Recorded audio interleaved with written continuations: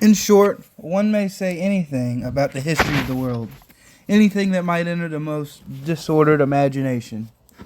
The only thing one cannot say is that it is rational. The very word sticks in one's throat. And indeed, this is even the kind of thing that continually happens.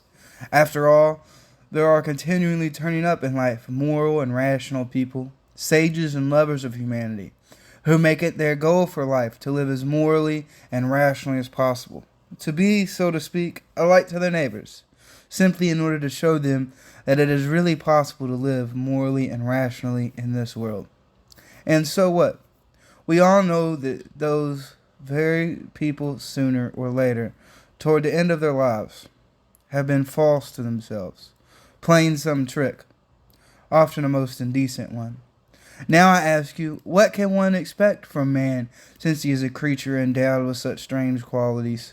Shower upon him every earthly blessing, drown him in bliss, so that nothing but bubbles would dance on the surface of his bliss, as on the sea. Give him such economic prosperity that he would have nothing else to do but sleep, eat cakes, and busy himself with ensuring the continuation of world history. And even then, man, out of sheer ingratitude, sheer libel, would play you some loathsome trick. He would even risk his cakes and would deliberately desire the most fatal rubbish, the most uneconomical absurdity, simply to introduce into all this positive rationality his fatal fantastic element. It is just his fantastic dreams, his vulgar folly, that he will desire to retain simply in order to prove himself, as though that were so necessary, that men are still men and not piano keys, which, even if played by the laws of nature themselves, threaten to be controlled so completely that soon one will be able to desire nothing but by the calendar. And after all, that is not all. Even if man really were nothing but a piano key, even if this were proved to him by natural science and mathematics, even then he would not become reasonable, but would purposely do something perverse out of sheer ingratitude, simply to have his own way. And if he does not find any means, he will devise destruction and chaos, will devise sufferings of all sorts, and will thereby have his own way. He will launch a curse upon the world, and as only man can curse, it is his privilege, the primary distinction between him and other animals. Then, after all, perhaps only by his curse will he attain his object, that is, really convince himself that he is a man and not a piano key.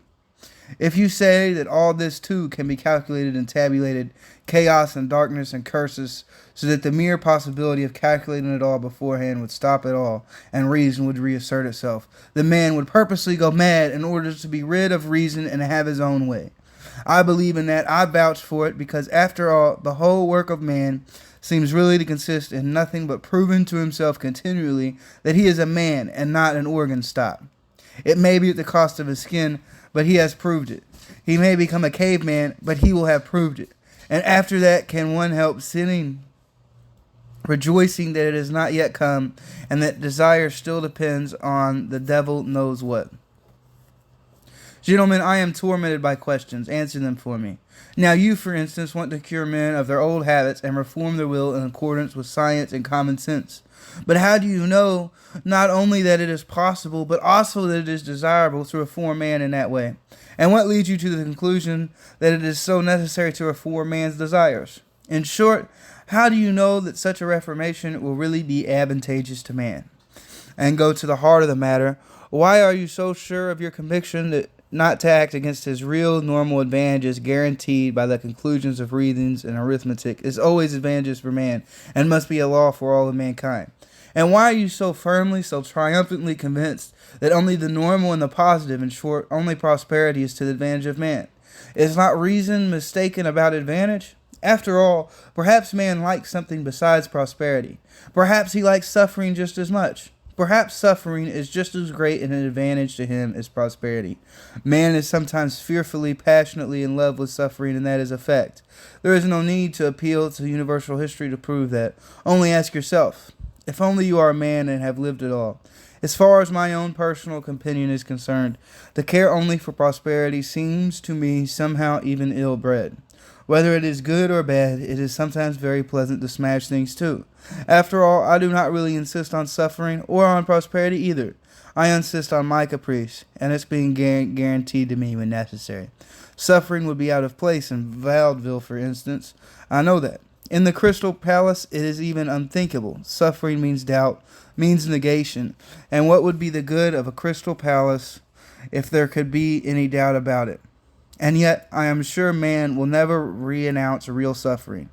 That is destruction and chaos. This is a selection from Fydor, Dostoyevsky, Notes from the Underground, 1864. Thank you for listening.